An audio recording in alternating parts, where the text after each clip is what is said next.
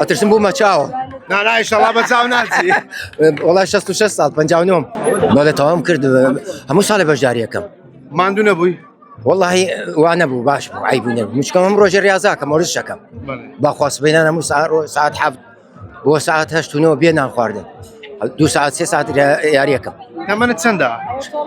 ئەترسم بوو مەچاوە نا ئینشەڵا بەچاو ناچی.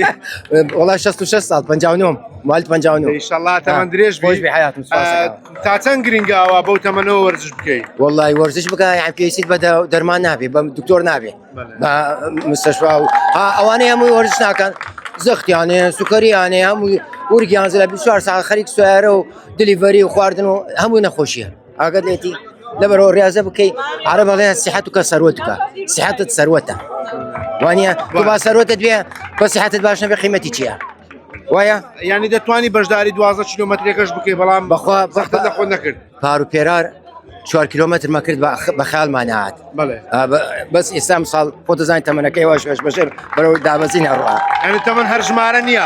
ژمارە نییە ناوە والله ژمارە نییە بەس الحەمدولله تەواقم نەکرد ئەمەش تەواوکەم بەس الحەمدولله شکر تەواوم کرد.